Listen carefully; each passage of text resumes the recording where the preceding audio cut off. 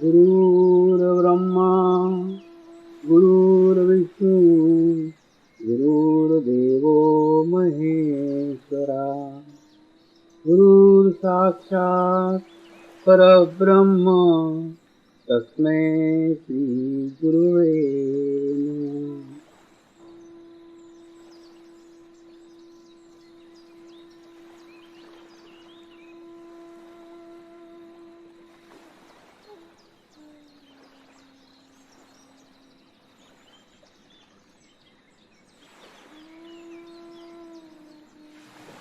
मेरे साथ ध्यान की शुरुआत करेंगे।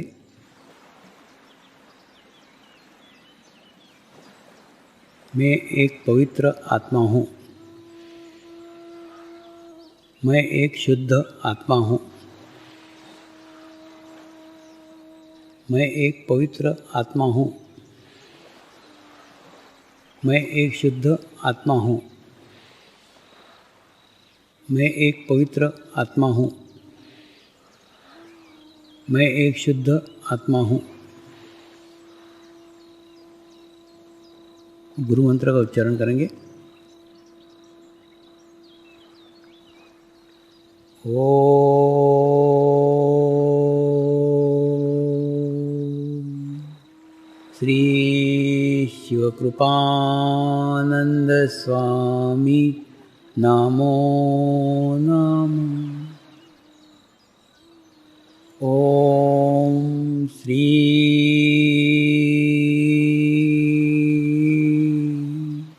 शिवकृपानंद स्वामी नमो नमः। ओम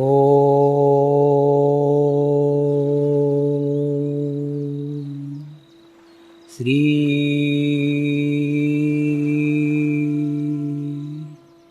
शिवकृपानंद स्वामी नमो नमः।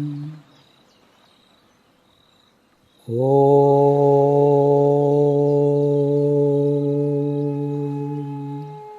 श्री शिवकृपानंद स्वामी नमो नमः। ओम श्री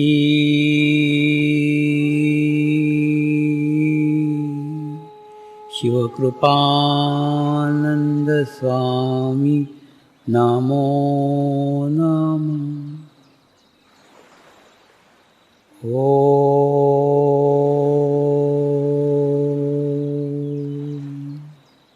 श्री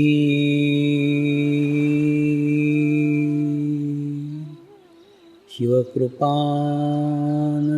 स्वामी नमो नमः।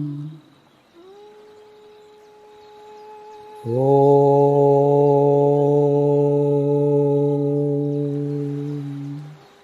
श्री शिवकृपानंद स्वामी नमो नमः। ओम श्री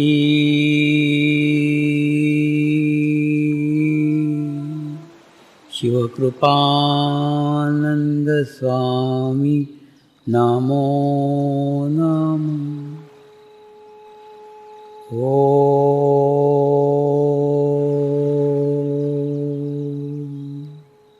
श्री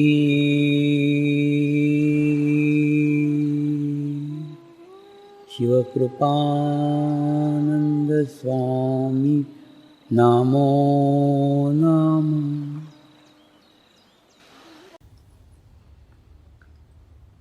नाभि चक्र का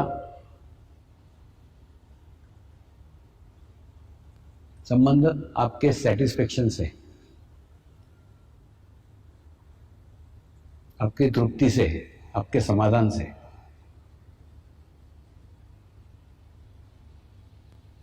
मैं उपभोग का विरोधी नहीं हूं, लेकिन उसी में चित्त डाल के अपने नाभि चक्र को खराब करने के विरोध में हूं। कैसे आपको बताता हूं।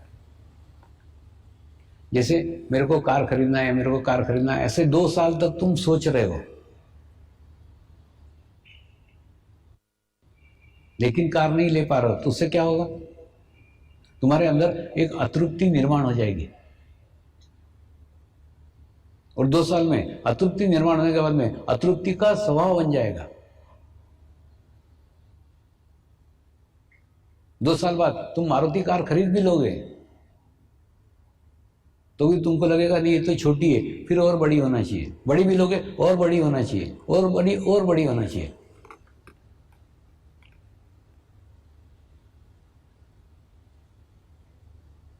तो जो चीज खरीदना है खरीद के बाजू हटो ना, उसके बारे में खूब सोचो मत, विचार मत करो मेरे को मिलना चाहिए मिलना चाहिए मिलना चाहिए। ऐसा जितना सोचोगे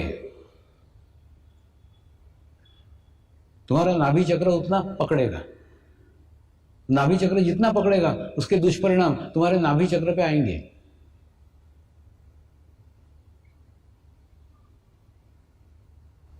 नाभि चक्र का संबंध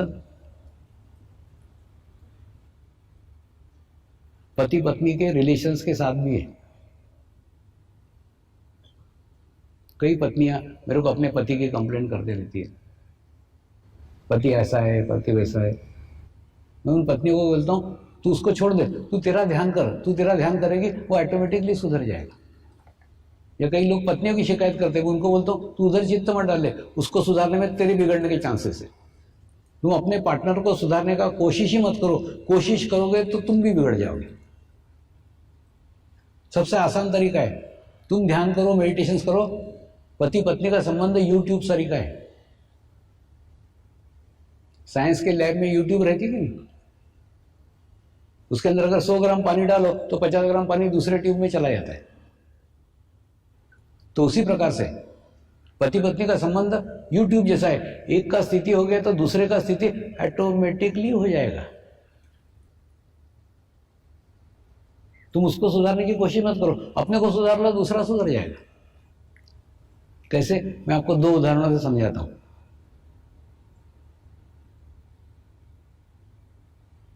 एक टेलर था,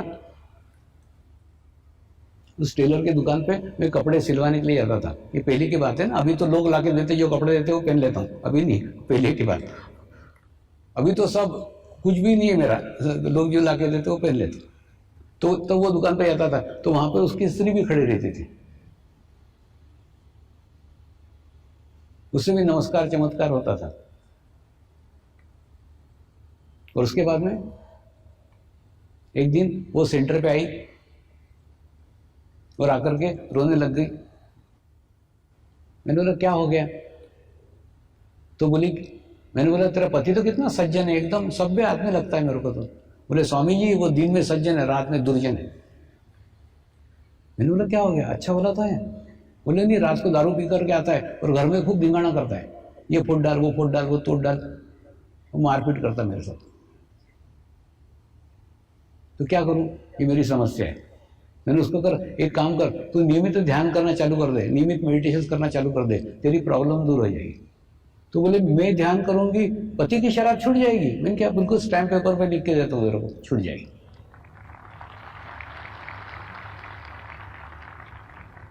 तो रेगुलरली सेंटर पे आने लग गई, रेगुलरली ध्यान करने लग गई। 45 दिन तक ध्यान भी किया, अनुष्ठान पूर्ण किया। अनुष्ठान करने के बाद में फिर भी रो रही थी। बोला क्या हो गया? स्वामी ये वो अभी भी पूरी की पूरी बोतल पी रहा है, आधी भी नहीं हुई अभी उसकी, पूरी बोतल अभी भी शराब पीता है वो। मैं तो रेगुलर ध्यान करती हूं। मैंने उसको कहा तू ध्यान करती है लेकिन तेरा चित्त तो शराबी पति में है ना। अब तू बता, तेरे ऊपर तू इत्र की बोतलें डाल रही है और तेरी नाक तूने गंदे नाली में डाल के रखी, तो तेरे को बदबू आएगी कि खुशबू आएगी? तो बोले बदबू आएगी। मैंने बोला क्यों? क्योंकि मैंने नाक जहां से खुशबू या बदबू आती है वो नाली में डाली इसलिए।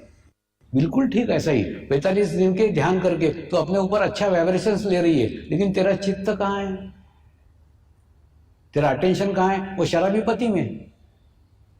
तो जब तक तू उसमें से चित्त नहीं निकालती उसकी शराब नहीं छूट सकती।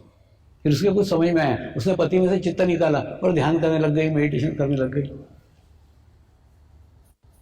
तो एक दिन क्या हुआ, स्कूटर से उसका पति छोड़ने को आया था, और वो आता था, कई बार आता था, स्कूटर पे बाहर सिगरेट फूकते हुए बैठता था। एक दिन क्या हुआ, जोर से पानी आ गया तो कहाँ जाए, वो भी घुस गया सेंटर के अंदर। सब लोग ध्यान कर रहे थे, वो भी पीछे बैठ गया, वो भी ध्यान करने लग गया। ध्यान करने के बाद में जब ध्यान समाप्त हो गया तो मेरे पास आया, स्वामी जी आज मैंने भी ध्यान किया। इनकी अच्छी बात है। स्वामी जी मुझे बहुत अच्छा लगा। इनकी अच्छी बात है। स्वामी जी मैं भी ध्यान करना चाहता हूँ। इनके करना, किसने रोका है। स्वामी जी मैं रात को दारू पीता हूँ। इनके रात को दारू पिया कर, सवेरे ध्यान किया कर। तो बोले चलेगा, इनके दौड़ेगा। इनके आगे आए मेरे चक्कर में। तो उसके बाद में दूसरे दिन से वो सुबह ध्यान करने आने लग गया, ध्यान करने आने लग गया। और बाद में धीरे धीरे वो शराब पीता था ना तो उल्टी हो जाती थी। एक बार हो गई, 2 बार हो गई, 3 बार हो गई। और कभी शराब पीने बैठता था तो ग्लास के अंदर स्वामी जी नजर आते थे। दुकान देखता, दुकान बंद मिलती थी। ऐसे उसके अलग अलग कारण से उसकी शराब छूट गई। वो बोला शायद मेरे को आजकल हजम नहीं होती, पीता हूं तो उल्टी हो जाती है। क्या होता है मालूम है, जब आपका नाभि चक्र विकसित हो जाता है ना, कोई भी विजातीय तत्व जो शरीर के लिए उचित नहीं है तुम लोगे तो वो बाहर फेंक देगा, आपको उल्टी करा देगा। तो उसका नाभि चक्र जैसे विकसित हो गया, उसने वो ये कर दिया, उसकी शराब पूर्णतः छूट गई। माने पत्नी ने ध्यान किया तो पति की शराब छूट गई। पत्नी ने पति को सुधारने का कोशिश नहीं किया, खुद अपनी स्थिति अच्छी की तो उसकी स्थिति ऑटोमेटिकली बदल गई। उसको बदलने की आवश्यकता ही नहीं है। बदमाश पति होते ऐसे नहीं, बदमाश पत्नियां भी होती हैं। एक चीफ इंजीनियर मुझे मिलने को आते थे और वो आकर के अपनी शिकायत करते थे, स्वामी जी मेरे पत्नी के जासूस लगे हुए मेरे ऑफिस में। मैंने बोला क्यों। बोले एक आधी मैडम मेरे कैबिन में आकर के थोड़ी देर बैठ गई ना, तुरंत मेरे घर पे पता चल जाता है कि फलानी फलानी मैडम इतने मिनट तक उनके ऑफिस में थी। घर में पत्नी मेरे को पिटती है। और जिस दिन कोई स्त्री आकर के मेरे कैबिन में बैठ गई कि मैं डरते डरते घर पे आता हूँ कि आज पिटाई तो होने ही वाली है, तो मैं ऐसे स्त्री से तंग आ गया हूँ। इतनी शंकालु पत्नी है, मैं इसको छोड़ देना चाहता हूँ। तो मैंने भी थोड़ी सहानुभूति उसको बताई। मैंने कहा ऐसी पत्नियों को तो छोड़ ही देना चाहिए, लेकिन एक काम करना छोड़ने के पहले, तो एक काम कर, अब रेगुलरली उस पत्नी में से चित्त निकाल और 45 दिन ध्यान कर। 45 दिन का अनुष्ठान कर। 45 दिन के अंदर मनुष्य के अंदर सेल का परिवर्तन हो जाता है, चेंज आ जाता है। तेरे में भी आएगा। तो उसने 45 दिन ध्यान किया, मेडिटेशन किया, फिर मेरे को मिलने के लिए आया। मैंने पूछा क्या क्या प्रोग्रेस है, क्या प्रगति है। आजकल सिर्फ गालियां देती है। मैंने पहले पिटती थी, आजकल प्रोग्रेस है, सिर्फ गालियां देती है, आजकल कुछ नहीं करती। लेकिन जब हमने वो स्थान छोड़ा, वो जगह छोड़ी, तो उसकी पत्नी भी मिलने को आई थी, स्वामी जी मैं भी ध्यान सीखना चाहती हूँ, मैं भी मेडिटेशन सीखना चाहती हूँ। तो इसलिए अपने पार्टनर को सुधारने का कोशिश मत करो, कोशिश में तुम्हारे बिगड़ने के पूरे पूरे आसार है। अगर अपने पार्टनर को सुधारना चाहते हो तो उसमें से चित्त निकालो और अपना स्थिति इतना अच्छा करो, इतना अच्छा करो कि ऑटोमेटिकली उसका स्थिति भी अच्छा हो जाए।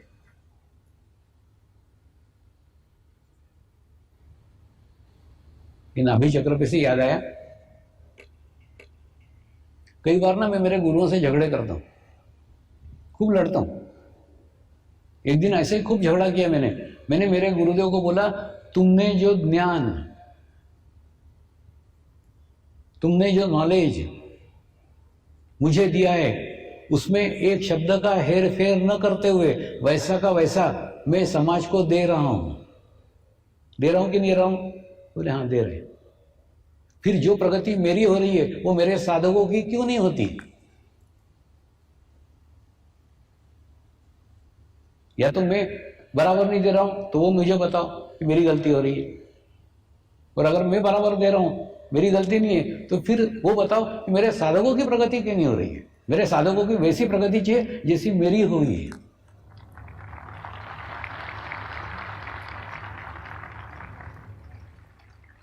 इसलिए मैं झगड़ा करता हूं। तो उन्होंने क्या उत्तर दिया मालूम है? उन्होंने उत्तर दिया, कुछ शरीर के चक्र ऐसे हैं जो चक्र उनको ही क्लियर करना पड़ेंगे। जब तक वो उनके चक्र क्लियर नहीं करते तो कोई हथेली नहीं लगा सकता। उनकी आध्यात्मिक प्रगति उनके ही हाथ में। उसमें का ये सबसे नीचे का चक्र था नाभि चक्र। नाभि चक्र में यानी साधक ने जब तक अपनी पत्नी से संबंध अच्छे नहीं किए उसकी आध्यात्मिक प्रगति संभव ही नहीं है। पत्नी ने भी जब तक अपने पति के साथ रिलेशन अच्छे नहीं किए उसकी आध्यात्मिक प्रगति संभव ही नहीं है। नाभि चक्र एकदम स्ट्रांग है, तुम्हारे आंतरिक संबंध आपस में हैं।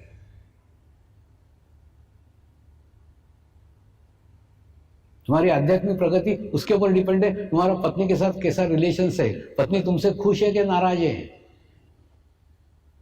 तुम्हारे पति के साथ कैसा संबंध है, पति तुमसे खुश है कि नाराज है, इसके ऊपर तुम्हारी आध्यात्मिक प्रगति निर्भर है। ये सीक्रेट, ये रहस्य गुरुओं ने मुझे समझाया। अब साधकों के पत्नी से रिलेशंस कैसे, वो तो तू क्या कर लेगा, वो तो उसको ठीक करना पड़ेंगे ना। साधिका के अपने पति से कैसे रिलेशन है वो तो उसको ही ठीक करना पड़ेगा ना, तू क्या कर लेगा, वो तेरा क्षेत्र ही नहीं है, तू उसमें दुखी मत हो, तू कुछ नहीं कर सकता उसमें।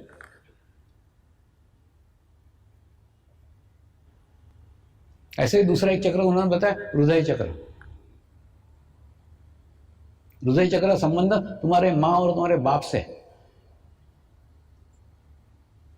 तुम्हारे माँ बाप तुमसे कितना खुश है, तुमसे कितना प्रसन्न है, उसके ऊपर तुम्हारी आध्यात्मिक प्रगति निर्भर करती है। आध्यात्मिक प्रोग्रेस निर्भर करती है, तुम्हारे माँ बाप तुमसे खुश है या नहीं है। अगर जीवित है तो उनको खुश करने का प्रयत्न करो, प्रसन्न करने का प्रयत्न करो, और नहीं है तो उनके लिए प्रार्थना करो, उनके लिए प्रेयर करो। जो कुछ तुमसे गलतियां हुई तुम्हारे जीवन काल में उसके लिए क्षमा मांगो, माफी मांगो। माँ बाप परमात्मा का रूप होते हैं, वो आपके सभी गलतियों को क्षमा करने में सक्षम है। माँ बाप से तुम्हारे कैसे रिलेशन से उसके ऊपर तुम्हारा हृदय चक्र निर्भर करता है। हृदय चक्र पकड़ेगा। और दूसरा, ये कहानी किससे नहीं है, ये मेरे जीवन के जीवंत अनुभव है। जब मैं इस मार्ग में आया ना तो वो हादसे को समझ करके मेरी माँ चल बसी, लेकिन मेरे पिताजी से मेरे रिलेशंस अच्छे नहीं थे। अच्छे नहीं थे मतलब ये मार्ग में आया वो उनको पसंद नहीं था। पहले उन्होंने समझाया, बाद में गालियां दी। तो उसके बाद में जब मैं कोई जंगली लोगों को सिखाता था तो बोलते थे, अंधों में काना राजा, वो जंगली लोगों को कुछ आता जाता नहीं है, तो कुछ तो भी बड़बड़ करता है, वो तेरी सुनते बैठते। उसके बाद में फिर मैं लंदन जाने लग गया, फ्रांस जाने लग गया, जर्मनी जाने लग गया। फिर धीरे धीरे ये सब देख करके उनके अंदर बदलाव आया, उनके अंदर चेंज आया। वो बोले, तेरे ही अंदर कुछ तो भी है, जो इतने सारे देश तेरे को बुलाते हैं, लेकिन मेरे समझ में वो नहीं आ रहा है, तेरे अंदर क्या है।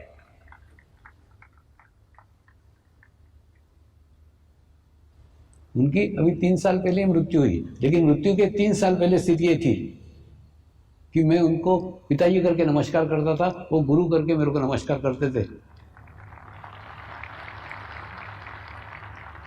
मैंने जो बाप जीवन भर विरोधी रहा हो,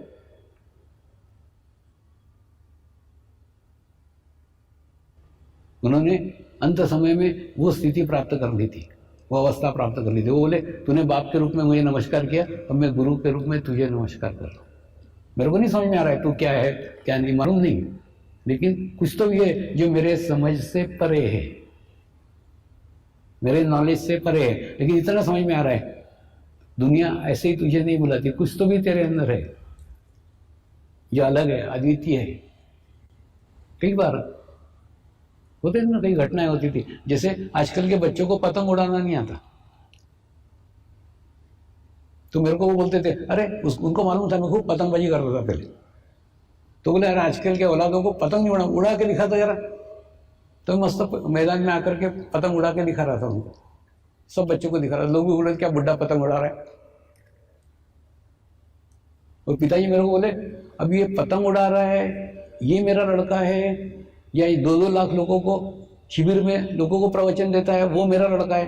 मैंने बोला पतंग उड़ा रहे तुम्हारा लड़का है, प्रवचन दे रहा है वो और कोई है।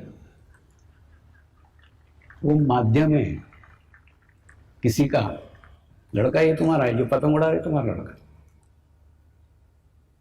तो कहने का मतलब जब पिताजी के अंदर चेंज आया, पिताजी के अंदर बदलाव है, तब जाके आध्यात्मिक प्रोग्रेस हुई है, आध्यात्मिक प्रगति हुई है।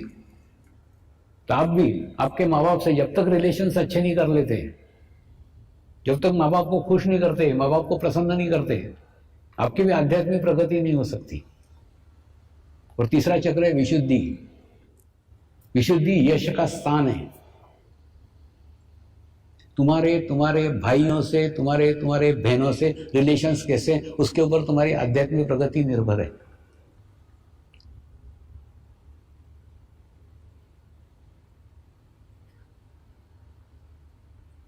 अब ये साधकों को ही ठीक करना पड़ेगा ना।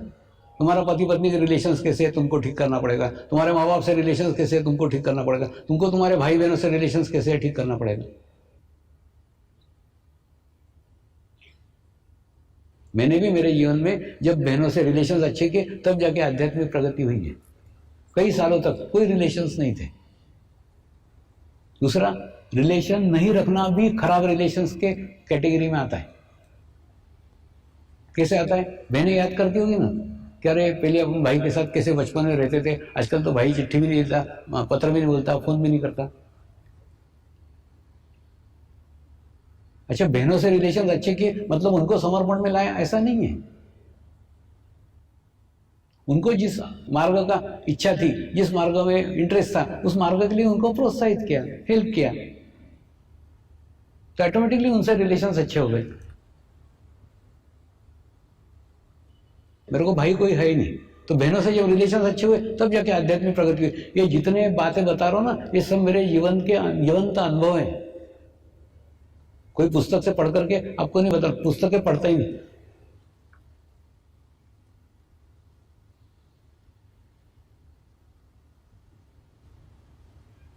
तो मेरे गुरु ने कहा, साधक ये अपने रिलेशन जब तक अच्छे नहीं कर सकते तब तक तू कुछ नहीं कर सकता। तू क्या कर सकता है उसमें? हाँ, तू उनको सिर्फ बता कि ये तुम्हारे संबंध अच्छे करो तो तुम्हारी आध्यात्मिक प्रगति होगी। मैंने दूसरे दिन गुरु पूर्णिमा बता दिया सबको।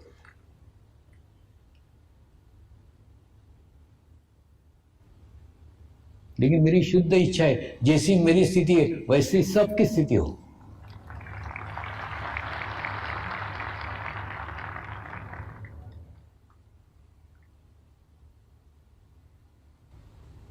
लेकिन ये प्रयास तुमको तुम्हारे ही करना होंगे।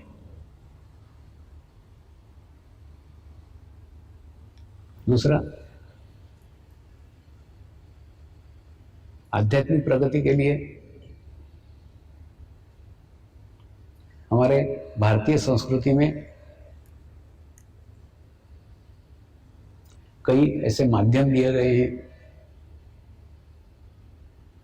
जिनके द्वारा हम हमारी आत्मिक प्रोग्रेस कर सकते हैं। लेकिन उन मार्गों से हम आज विमुख हो गए। जिस प्रकार से उनका अवलंब करना चाहिए वैसा अवलंब नहीं करते। उसमें का एक मार्ग है पूजा। अब आपके दादाजी को, नाना जी को पूछो ना, पहले के समय में पूजा घर का मुखिया करता था।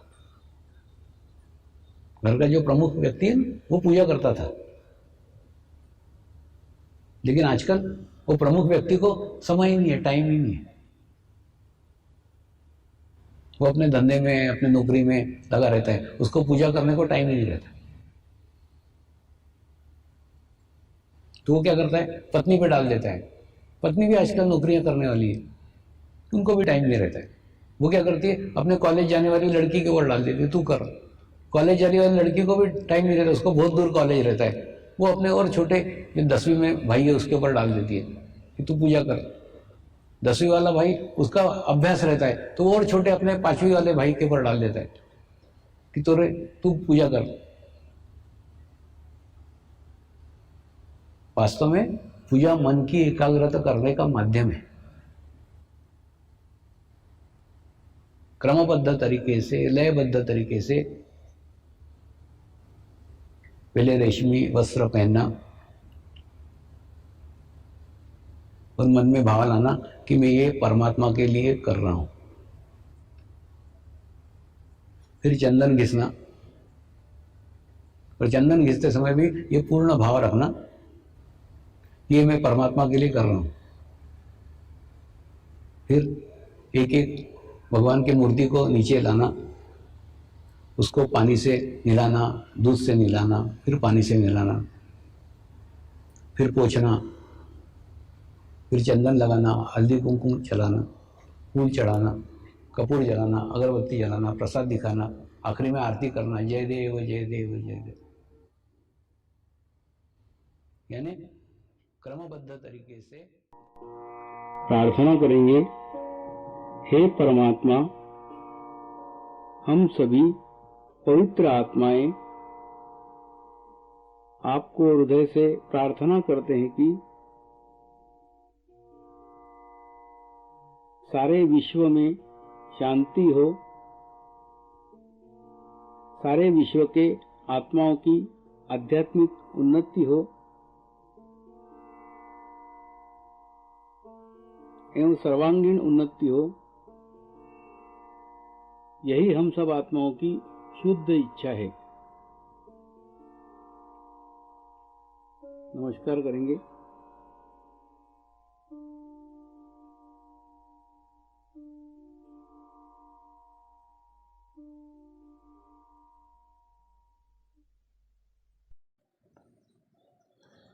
हे परमात्मा, हम सभी पवित्र आत्माएं आपको हृदय से प्रार्थना करते हैं कि हमारे सद्गुरु श्री शिव कृपानंद स्वामी जी का स्वास्थ्य सदैव अच्छा रहे, उनकी आयु दीर्घ हो, यही हम सब आत्माओं की शुद्ध इच्छा है, शुद्ध इच्छा है, शुद्ध इच्छा है। हे परमात्मा, सारे विश्व में स्थापित होने वाली श्री मंगल मूर्तियों की स्थापना, श्री गुरु शक्ति धाम का निर्माण कार्य आपकी कृपा में, आपकी करुणा में, आपकी इच्छा अनुसार निर्विघ्न संपन्न हो, यही हम सब आत्माओं की शुद्ध प्रार्थना है, शुद्ध प्रार्थना है, शुद्ध प्रार्थना है। शांति पाठ करेंगे। ओम ध्यो शांति अंतरिक्ष ग्वम शांति पृथ्वी शांति आपः शांति औषधयः शांति वनस्पतयः शांति विश्वे देवाः शांति ब्रह्म शांति सर्वगं शांति शांति एव शांति सामा शांति एधि ओम शांति शांति शांति सर्व इष्ट सुशांति भवतु।